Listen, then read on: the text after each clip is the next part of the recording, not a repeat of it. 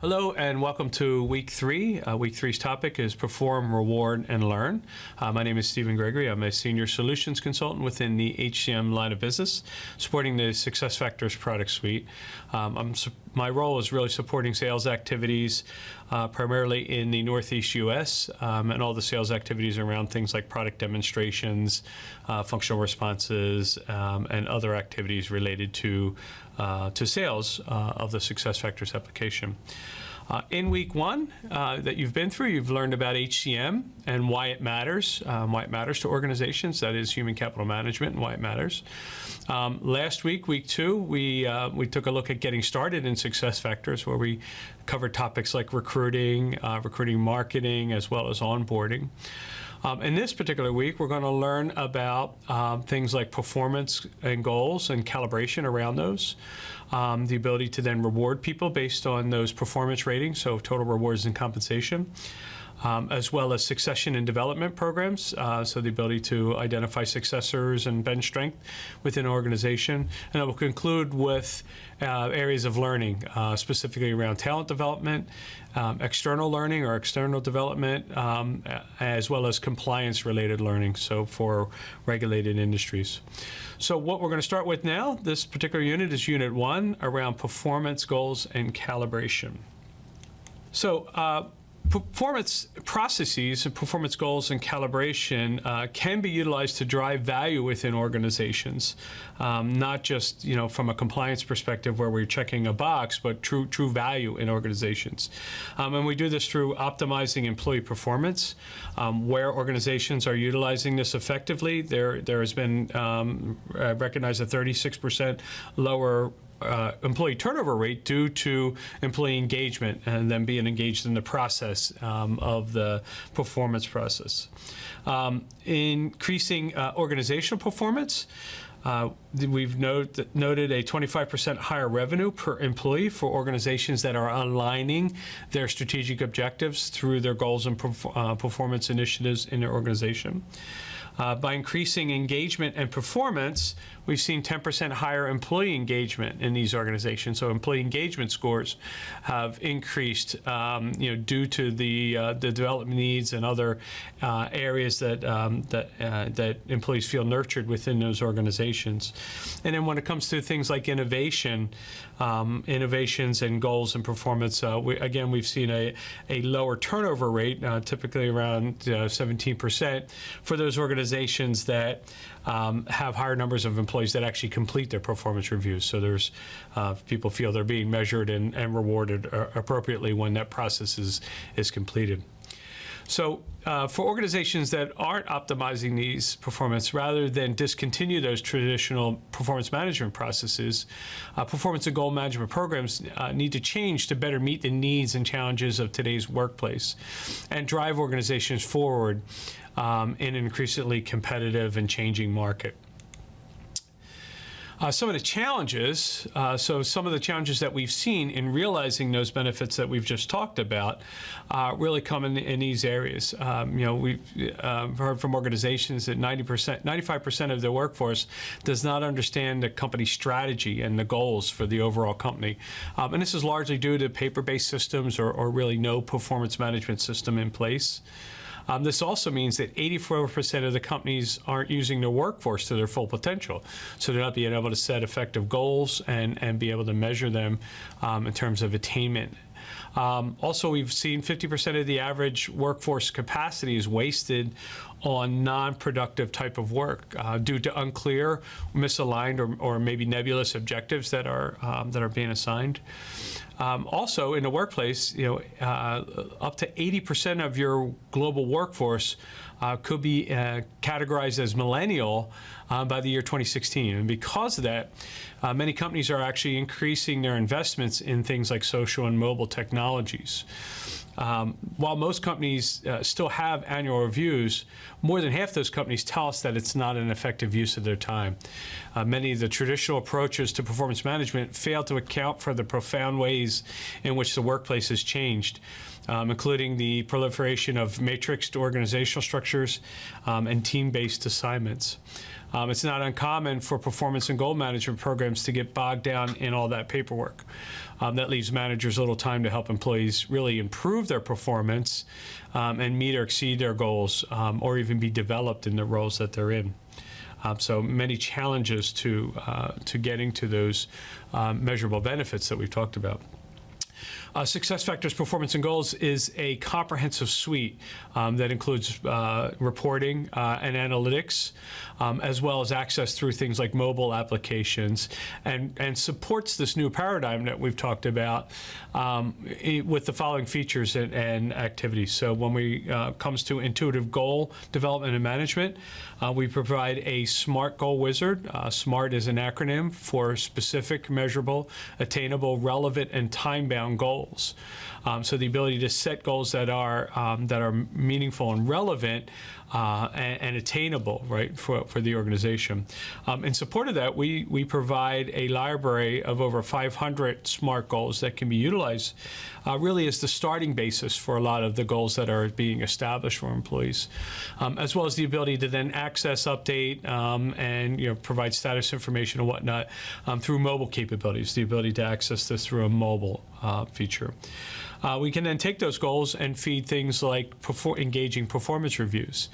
The employees feel engaged because we provide tools like writing and coaching assistance within those applications, so the ability for managers to create meaningful feedback and meaningful coaching advice around the things they're being measured on. But also around compliance and things like legal checks or legal scans to ensure that managers or individuals are not writing items that may have legal ramifications later on.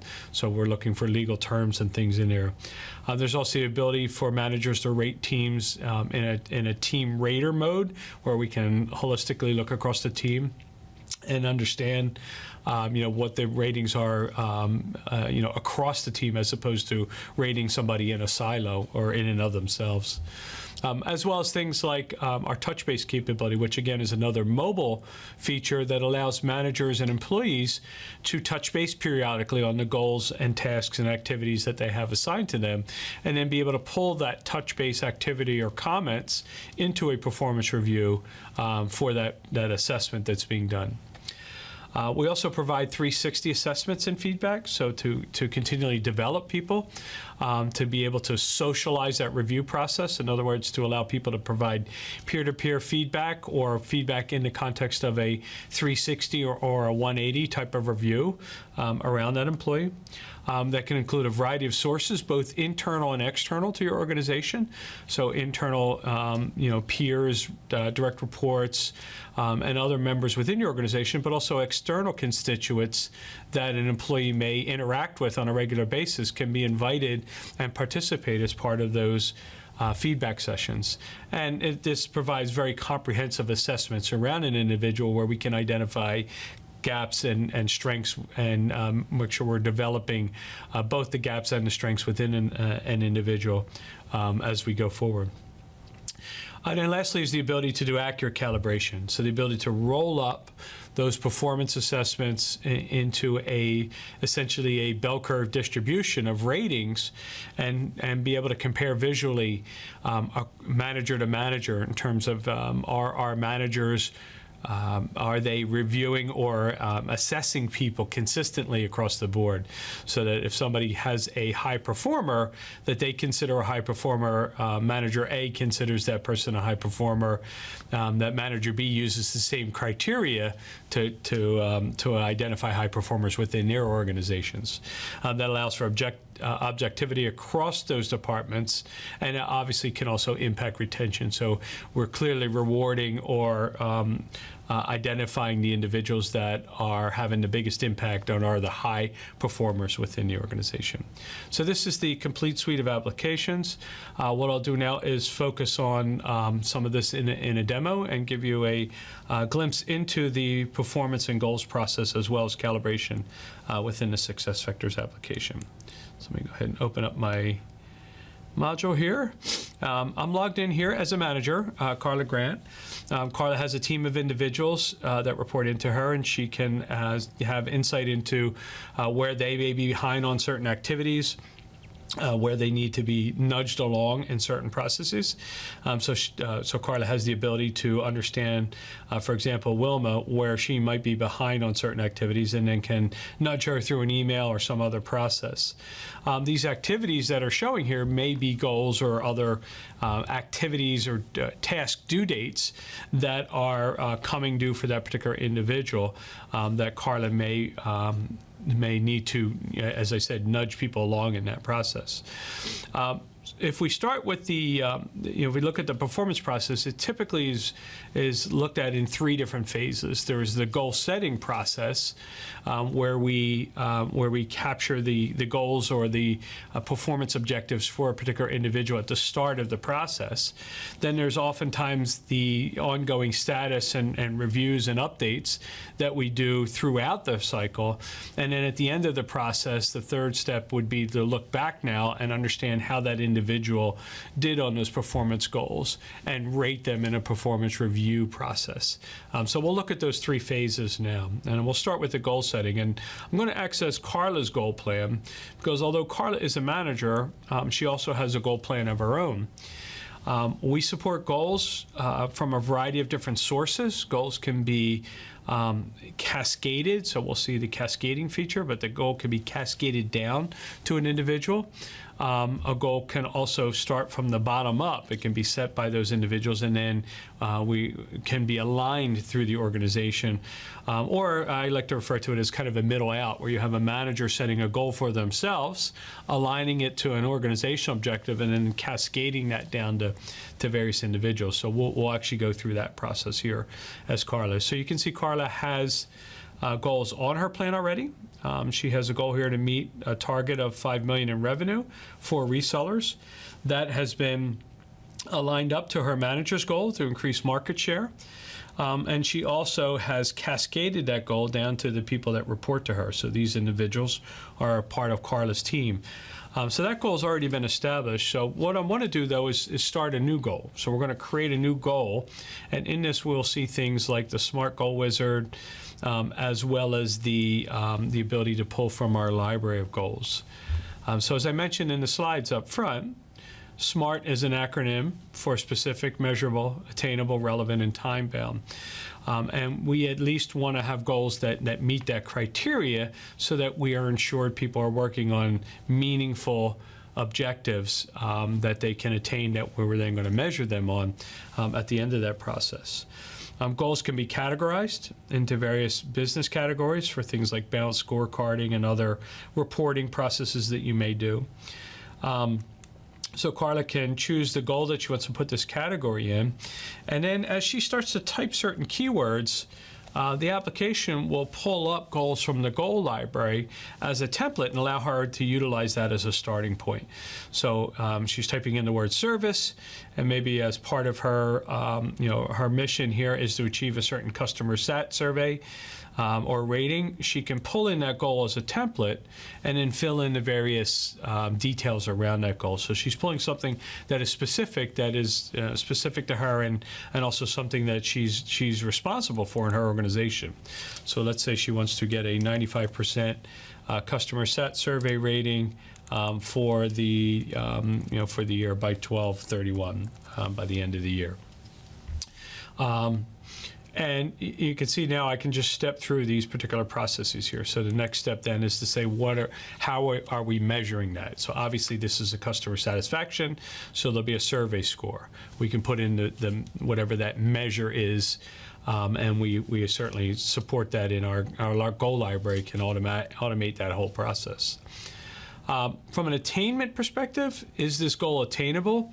It's somewhat of a rhetorical question. We do want the individual that is creating the goal to basically consider the other goals and activities and deliverables that they have in their in their work queue, and tell us whether or not this is truly an attainable goal. Is this something you truly can attain? So it's more of a pause and a rhetorical question that we're asking the individual to identify. We also want them to ensure that it's relevant. And when the individual tells us that the goal is relevant, as Carla does in this case, she can then align that goal to either one of her manager's objectives or maybe to an organizational or a group objective where people are sharing responsibility. So maybe everybody's responsible for that customer sat survey, for example. That can be a group goal. So in this case, we're going to actually, a customer sat survey will help our revenue and profitability going forward. So that's her manager's goal that she's going to align this to. And then from a time-bound perspective, we need to ensure that this is something that is, time-bound in terms of, it's typically going to default to the performance cycle. So that is essentially the minimum we would expect for a particular goal. Now, there is the capability to capture a lot more detail, so quarterly milestones and tasks and objectives that may need to be obtained as part of this.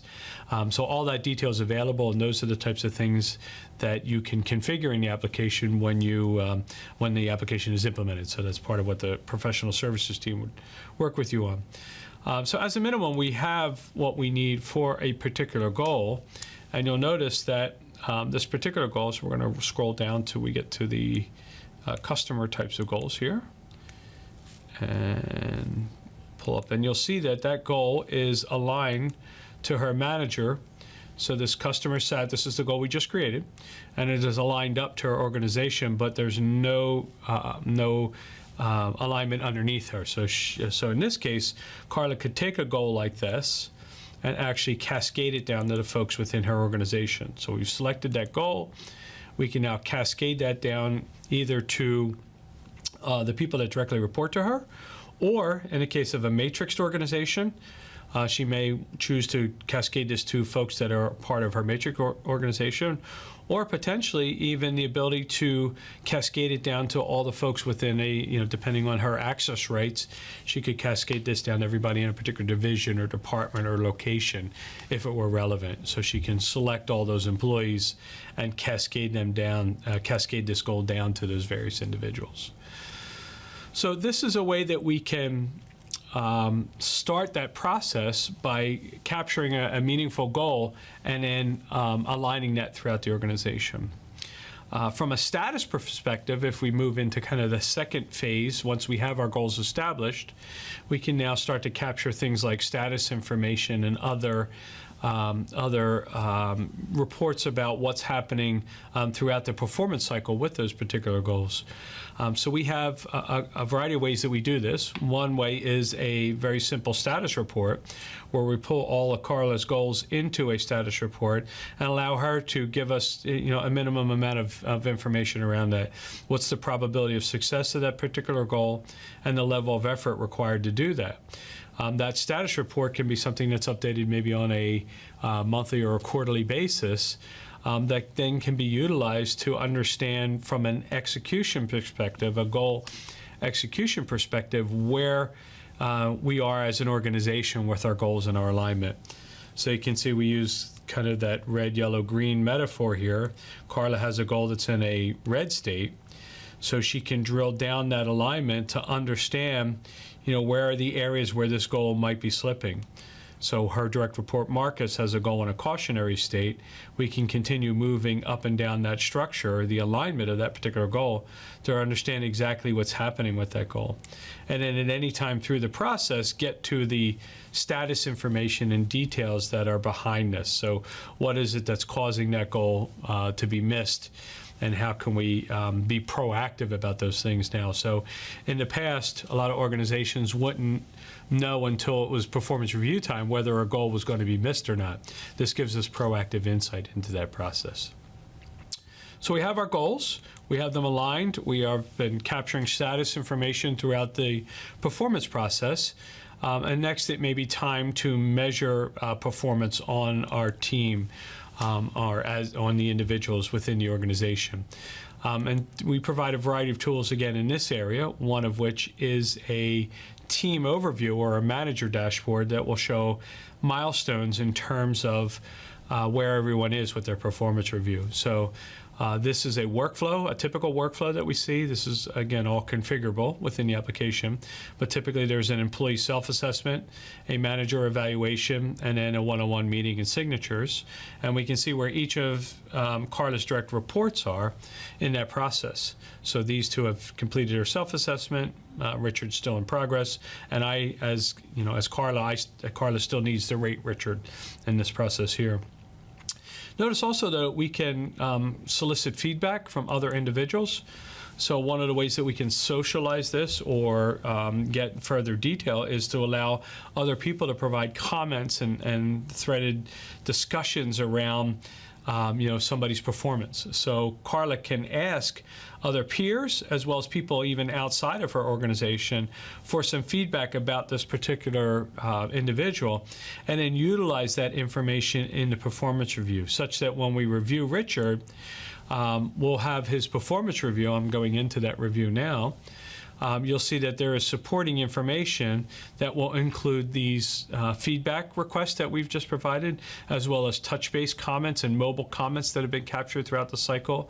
Any performance journal notes and other kind of status information that has been captured throughout the year will all be part of that supporting information that's driving that. So Carla can come in and assess Richard, but again, be able to assess him in relation to the feedback that she's received from other individuals. So that feedback can be utilized to provide commentary for Carla when she's making her assessment of Richard in this particular example.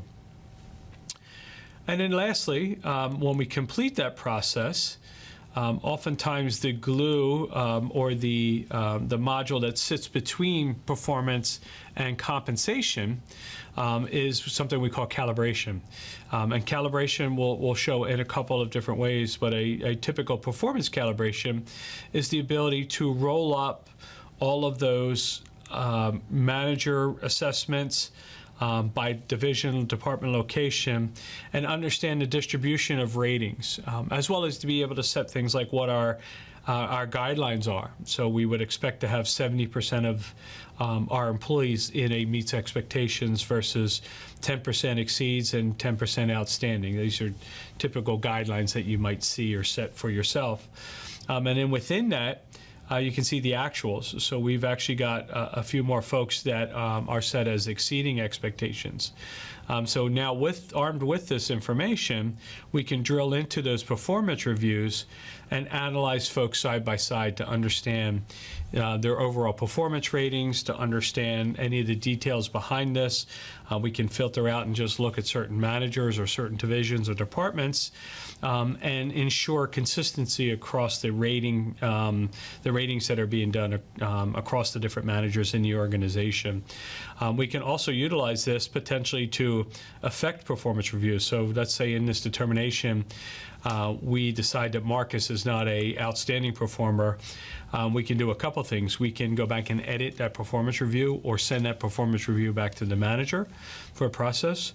In some cases, we may choose to override that. So depending on your processes internally, you can choose to override that rating and affect the performance review. This becomes a working session where you can have managers collaborate or sit together and understand the overall ratings and where there might need to be adjustments made across those ratings in that process. So we can either do the adjustment here or allow Marcus's manager to actually make that adjustment through the actual performance review. If we override it here, when we finalize this particular session, it will write back to that performance review and override that particular session. So what we've done is set goals at the start of the process, align those goals throughout the organization to ensure that that people are working in their day-to-day activities on the things that matter to the business, so that there is alignment to those strategic objectives.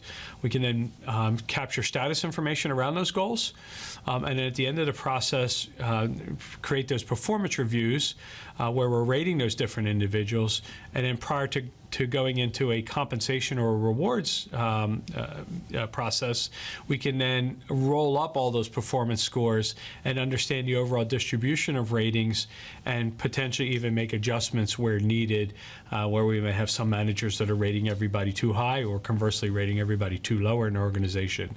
Again, ensuring consistency across those ratings and truly building a pay-for-performance culture as you go. So that is the end of this particular session on performance and goals and calibration. In the next session, we're going to learn about total rewards and compensation, so how we then take those performance scores and determine merit increases and other elements of compensation for those individuals. So thank you for attending this unit today.